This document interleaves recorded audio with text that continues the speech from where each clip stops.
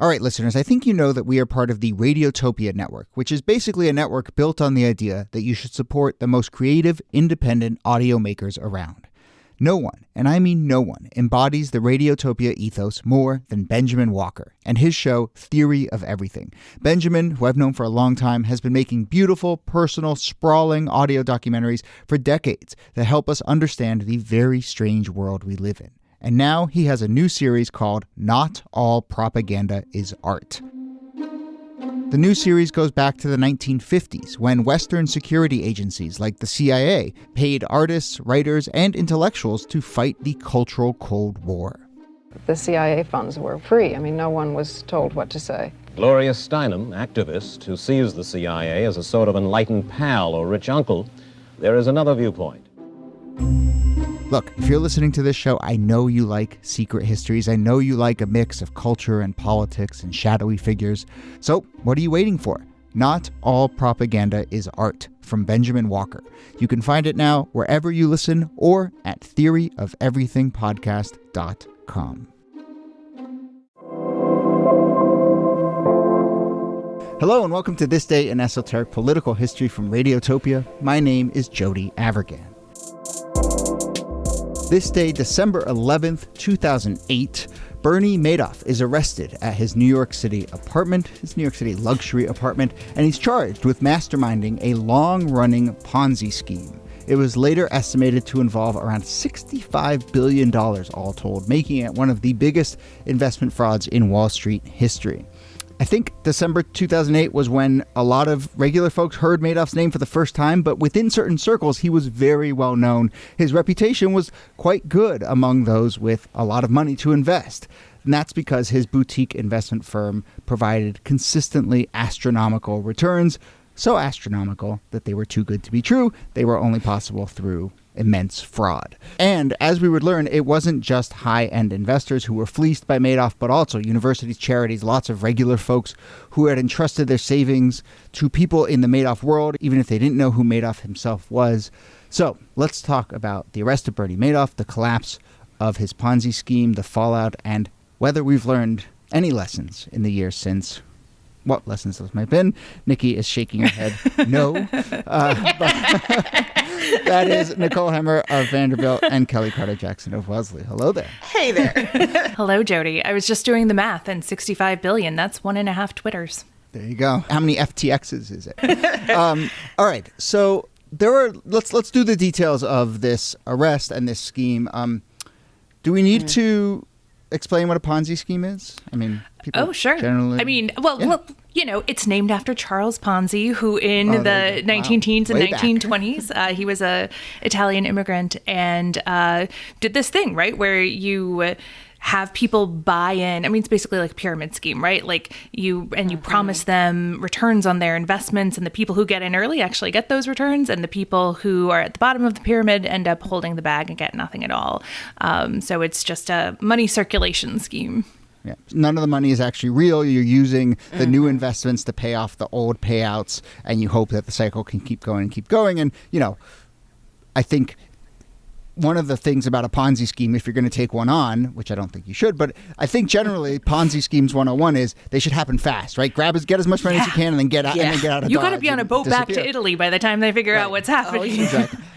And you got to hope nobody wants to cash in early, right? Like, but Madoff, right, this Ponzi scheme, among the many things that's crazy here, is this is a decades-long Ponzi scheme. So it's like kind of violating Ponzi scheme 101 at some basic level. And it really was like a straightforward Ponzi scheme. He had investors give him money. He put it in a bank account. And if those investors wanted to withdraw any of their fantastical returns, he would just withdraw it from the same bank account, and he wasn't investing any of it, which is a wild thing to do. This is what kills me is that, like, he started off with legitimate operations. Like he was legit in the beginning, and then, you know, over time he started to become more and more corrupt. And I think that the crazy thing about this Ponzi scheme is that, like, everybody kept getting returns. Everybody got growth. Everybody was like, oh my gosh, this is a fantastic plan, in which people just kept getting more and more profits. But that's not how investing works. There are always busts and booms. There's always moments where you lose something here or there. But if we go back to the beginning of the story, the Ponzi scheme begins in the early 1990s. And yes, it is true that there are boom and bust cycles, but coming out of that recession, there was a sharp recession in 91, 92, but coming out of that, the stock market starts to slowly climb, and it would climb, and it would climb, and it would climb. Housing prices at this point start to climb and climb and climb. And there are busts, right? Like there's the dot-com bust in the early 2000s. Yep. But if you take a step back and look at the larger scheme of things, there really was like a decade and a half, 2-decade long bubble, and people were making money hand over fist, and not just really wealthy people. Like if your parents bought a house in the early 1990s, they were ending up by like the mid 2000s with a significant amount of intergenerational wealth.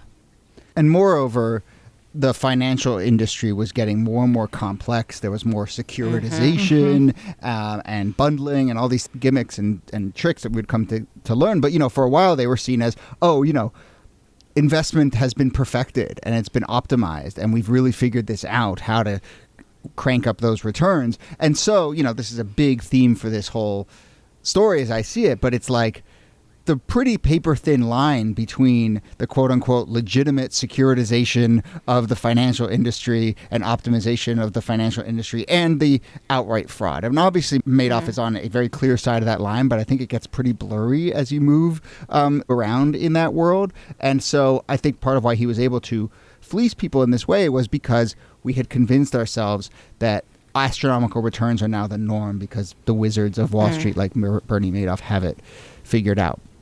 One little note, and then we can talk about why this all comes crashing down, but one little note that you just sort of mentioned in passing, Niki, which is amazing to me, is that he was doing this in a Chase business banking account. I have a Chase business banking account. And, this is part of the story when there's a fallout. It's like, why the heck didn't Chase notice this enormous banking account with billions of dollars flowing in and out? But, it's just incredible to me that it was just a straight-up banking account. Like, did he have an ATM card? They give you an ATM card when you open a Chase banking account. Did he have one of them? I know, but it just seems crazy because he's also purchasing, boats and multiple homes and, really expensive jewelry and all of these luxury items. It sort of blows my mind that nobody was like, this feels wild. This feels weird at the very least. There actually was somebody who was looking at this because the returns that Madoff was advertising were astronomical, and people understood, at least some people in the industry understood, that they were out of the ordinary and there was something wrong here. And there was a private financial fraud investigator, Harry Markopoulos, who had been warning the Securities and Exchange Commission since the late 1990s again and again, something does not smell right here. Especially when all of the charts go straight up. You know what I mean? There's no variation. Yeah. They're just straight on a constant climb. That to me just feels like, really? There's never a lull. There's never a little drip. That just is wild. So let's talk about how this comes crashing down, and then in the fallout we can talk about who some of these investors were. But in terms of how it comes crashing down, I mean, this is late 2008. Remind us what is going on in the world of finance in late 2008. Gosh. I mean, it's the financial crisis of the decade. I mean, you're thinking about the housing crisis is also something that people had been predicting for a long time, that the housing bubble was going to burst. Just what Niki was talking about earlier about how if you bought your house in the 90s, well, if you bought your house on these subprime loans, these really predatory loans that particularly hurt Black and brown people, all of that's coming apart. All of the big major banking industries that we think of are falling apart in this moment. The automotive industry is falling apart. Everything is in crisis mode. And it's also during an election year. I think that's worth noting as well, that 2008 is just has a lot going on, and people are feeling very insecure. And you have places like AIG and Lehman Brothers and these sort of towering institutions within the finance world that are shutting down. They're collapsing under the weight of this financial collapse. And because folks aren't sure where this is going to end, there are investors who go to Madoff and they say, we need to pull our money out. Like, we'll put it back in some other time, but, you know, we don't know where this is going to end. While we still have some profit, let's pull this out. And they were eventually pulling out so much money that Madoff is looking at his Chase bank account statement. I'm sure he's logging on to his little personal finance site and realizing that... They didn't have an app at that That's point. right. So you get to actually log on. They have a smartphone, so he's on his desktop computer, realizing that he doesn't have the money and he is going to get caught. But this is what's so funny or interesting or just whatever about this, that the money actually wasn't tied up in securities or housing or in the collapse of Lehman Brothers. It was sitting in, you know, it just tied didn't up in his exist, boats or any and of it his there houses. was. Yeah, exactly. Yeah. But I mean, it's this funny thing where I wonder if he ever had this thought of being like, well, actually, don't worry about the financial collapse all around us because your money was never there in the first place. About that money. But You didn't lose of it in the course, crash. You lost it at my yacht club. So the financial collapse was the precipitating event that led people to ask for their money back. But this Ponzi scheme came apart in the way that all Ponzi schemes come apart, which is just more people ask for their money back at the same time, and then you can't pay them all out, and it collapses in that way. And one other thought on just kind of the timing of all this. I mean, obviously, like as we described, it's related to the financial collapse. But you know, sometimes I read back to these stories, and it's just amazing how compressed this was. You know, and I mean, 2008 is when I first started really sort of covering journalism, and I was like, but I'm like, oh my gosh. I mean, you know, September, October, November, and this is early December. It's like the number of things that happened there, including an election, it's just wild. And obviously they're all related and they all played out in relation to each other, but sometimes you just realize, like, that was 4 months. And this Madoff thing, and I think Madoff made a big splash, but at the time, there were just so many other big things to try and focus on. Well, I think it's in the context of this financial crisis in which there were a lot of players who had done a lot of things that really sat on the borderline of legal and illegal. And I think so much of the frustration that would follow is that it's basically only Bernie Madoff who goes to jail. Or not just him, but like, you know, it's this scheme where folks end up facing prison, and otherwise the banks are too big to fail. All of the CEOs are taking their giant bonuses with them that are being paid out by taxpayers. Like, there was a lot of anger going around. But a straight up Ponzi scheme gives you something to just point at and be like, well, that's wrong. He's the poster child, you know? So I remember watching this coverage on the news, and he was walking down the street, I think, in front of his building, and people tried to, like, attack him. There were people who were trying to throw stuff at him. I mean, they were super upset. And I think that in some ways, he was a person that you could kind of get your hands around a little bit. Like, you couldn't really do that for all of these big banks because who's responsible or where do you draw the line? But, like, with Madoff, I mean, he became a household name, and one in which people were furious. And all that goes down right around December 10th to the 15th or so of 2008. December 10th is when he goes to his sons and basically says, this is what I've been up to for the last 20 years or so. His sons and his brother. Yeah, and he says, give me 24 hours to get my affairs in order, and they say no. They just immediately go to their lawyers and then to the FBI, and the next morning he answers the door in his pajamas and there's FBI agents outside and all hell breaks loose. Let's talk about the tentacles here. I mean, I think a lot of people focused on the sort of the elite and the super wealthy who had put money in, and there were, you know, the New York Post had a field day with all the celebrities and all of the sort of big names, at least in the finance world, who were getting duped here. But also, as I mentioned in the intro, into some other circles like institutions, charities, and then regular folks. Yeah, for me, it was it's the pensions that I think from hardworking people who thought they had saved up for decades to be able to retire and can't. It's the nonprofits. A lot of Jewish federations and hospitals lost millions of dollars. Some people had to close their doors after this. I mean, it's pretty intense. It's not just the good old boys with yachts who lose a couple million. You know, this is has huge consequences for people who thought that they could retire, who thought that they had a nice, you know, nest egg, and now they have nothing. Those are the ones that stood out to me too, Kellie. First of all, you lost the savings of Elie Wiesel, who survived the Holocaust just so that you could like steal his money. Ugh.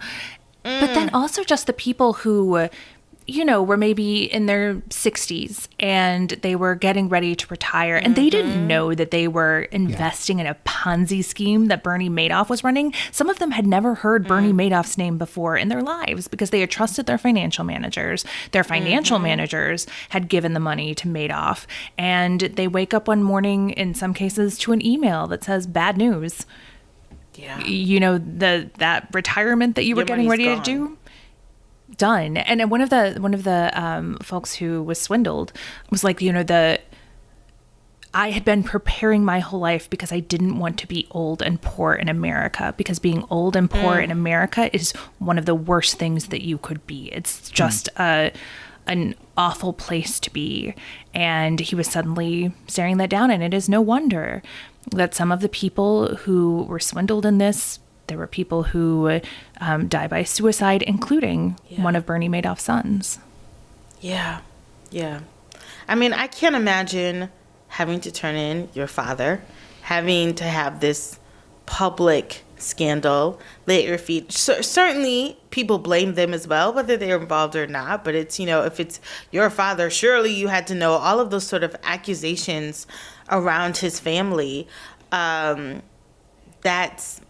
was really, really tough. Seeing the legacy or the fallout of all of this, Bernie Madoff's family is completely destroyed. Yeah.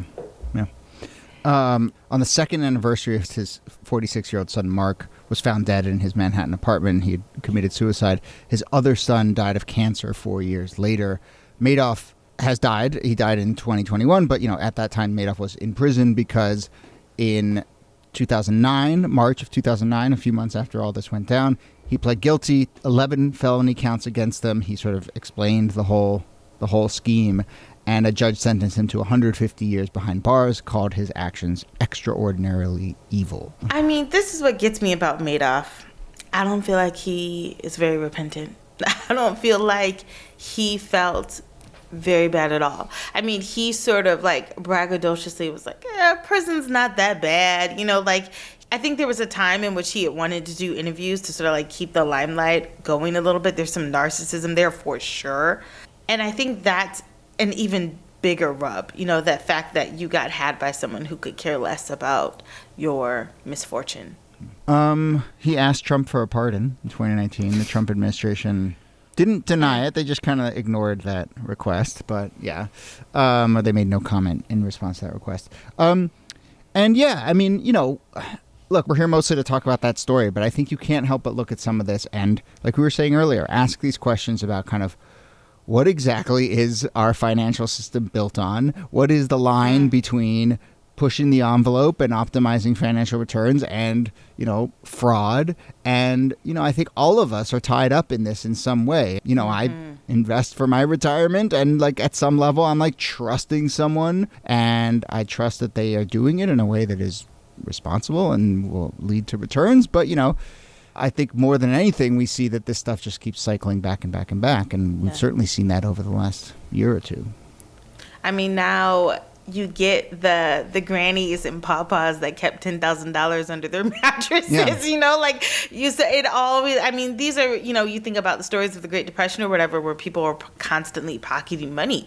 But I think that's very common in the Black community too, where there's distrust of banks and investing and where is it going? And so there are a lot of people that keep money within their homes. God forbid it burns down or something happens. But like, this distrust is not just about how you invest. It's about the whole system of capitalism, really. Yeah. And in addition to a lack of regulation or the willingness to return to financial tools like subprime mortgages and adjustable rate mortgages that we know have caused problems in the past, there is also this larger cultural ethos that if your money isn't making money, then you're doing something wrong, then you're dumb, then you're a rube, then you don't know how to handle money. And that there is this kind of expectation, especially absent a robust government social safety net, that you have to find a way to provide for yourself after you retire. So let's say you don't retire until you're 75, which is considered kind of old in the U.S. for retiring.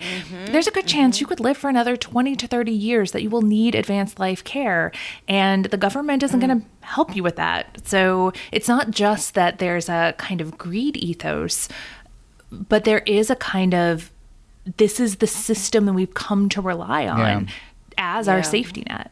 And I mean, honestly, even with, all the crypto stuff that's going on here, that's been going on. I mean, yes, there's a lot of stories, and you can sort of laugh or dismiss at stories of like, Miami bros or whatever trading in crypto. But there were a lot of people, and I think we're going to hear more and more of these stories, to your point, Niki, who saw it as a way to level up and to sort of break a generational cycle and to really get, to just reach up and try and grab something, and they got fleeced and they lost a lot. And I think we'll hear, we'll continue to see those stories.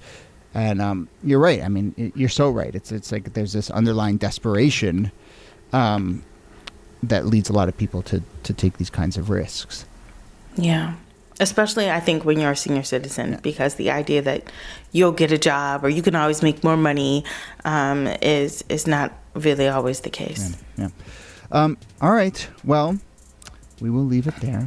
Pretty depressing, but here we are. Yeah. Okay. That brings us to the end of the episode. Nicole Hemmer, thanks to you. Thank you, Jody. And Kellie Carter-Jackson, thanks to you. My pleasure.